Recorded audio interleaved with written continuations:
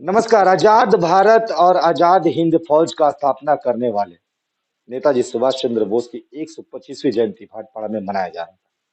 लेकिन आजाद हिंद फौज की गठन करने पर उन्होंने सोचा था कि देश का भला होगा, देश की आजादी में उन्होंने भाग लिया था और अहम भूमिका भी निभाते हुए आज उनको हर समय, हर वक्त याद किया जाता है। जैसा भाटपाड़ा में याद करने के लिए पहुंचे थे विधायक पवन सिंह 125वीं जयंती पर अपने कार्यकर्ताओं के साथ वो माल्यार्पण किया और उसके बाद सैनिटाइजर व मास्क वितरण करने के लिए चले गए मार्केट में। लेकिन ऐसा क्या हुआ कि सांसद अर्जुन सिंह को वहां आना पड़ा? चश्मदीद हमारे सामने है।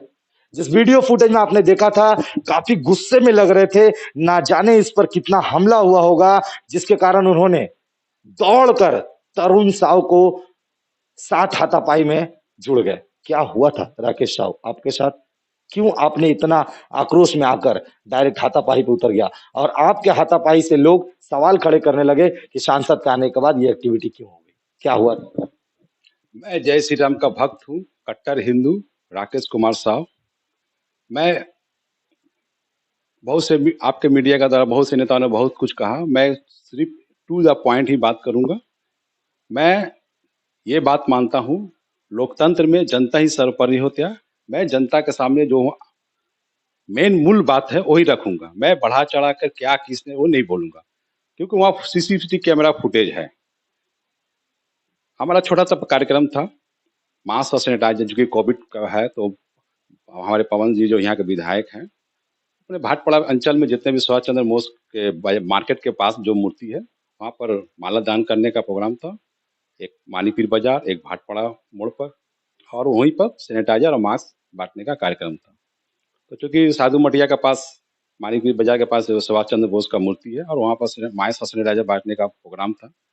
तो चूंकि 23 जनवरी का दिन था और हमारे नेशनल फ्रीडम फाइटर जो हमारे अखंड भारत के जो पहले प्रधानमंत्री थे सुभाष चंद्र बोस जी, उनको माला पहनाना कंपल्सरी था वहाँ पर। तो उन्होंने माला पहनाकर अपना सैनिटाइजर और मास्क, जो वहाँ बाजार में जो सब्जी मंडी है, सब्जी वालों को बोल रहे थे कि मास्क पहन के सब्जी बाजार में जो बिक्री करना है कीजिए, जो बेकार करना, और लोगों को सैनिटाइजर और मास्क भी दिया जा रहा था।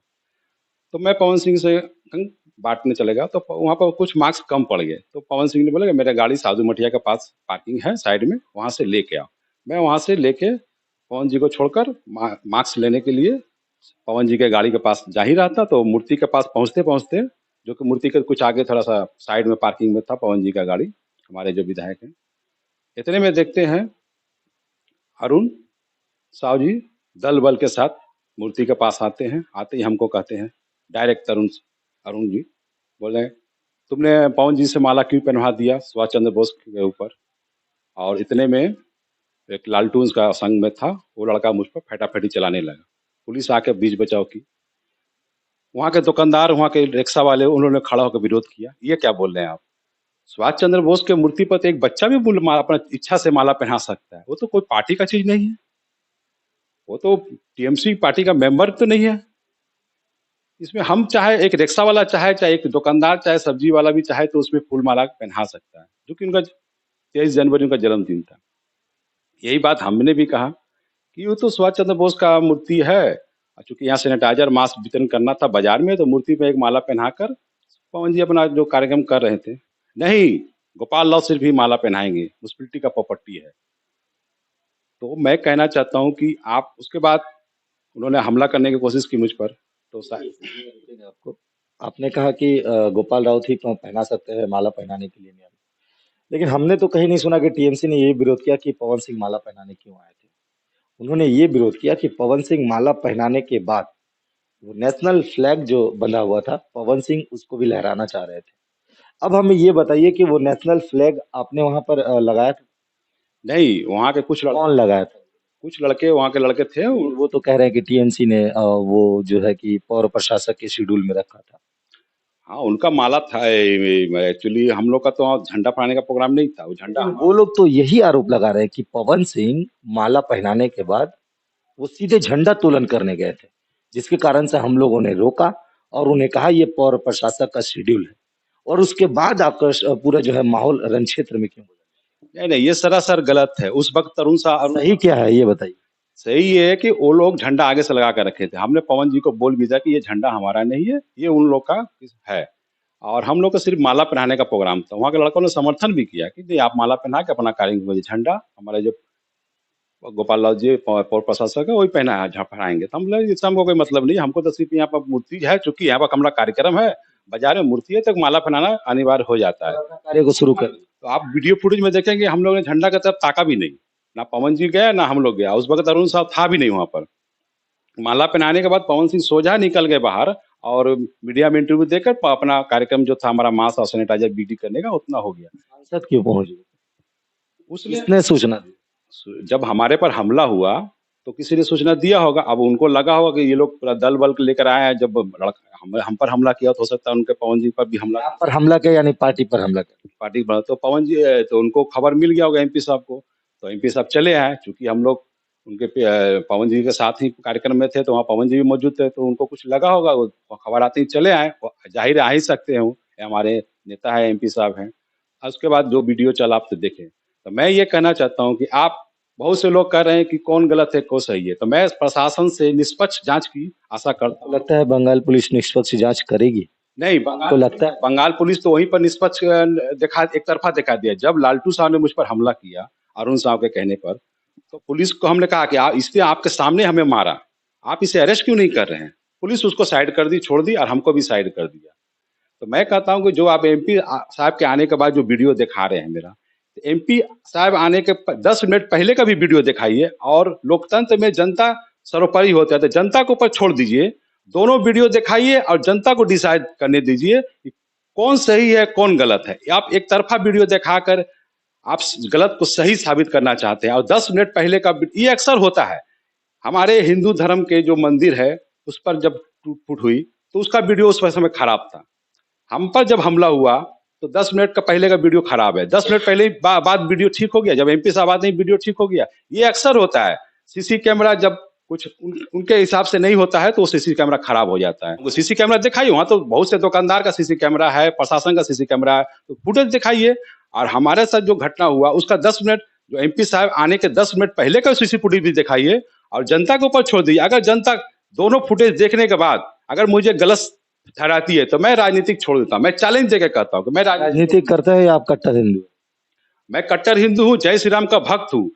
अगर मैं गलत साबित हुआ, जनता ने कह दिया कि नहीं, दोनों फुटेज देखने के बाद अगर मैं गलत साबित हुआ, जनता के ऊपर आप छोड़ रहे हैं? मैं जनता के ऊपर छोड़ता हूं। दोनों सीसी फुटेज दिखाने के बाद अगर जनता मुझे गलत साबित करती है, तो जिस तरह से अरुण साहब ने 8 अगस्त को खतना करवाया था, मैं 8 फरवरी को अपना खतना करवा लूंगा।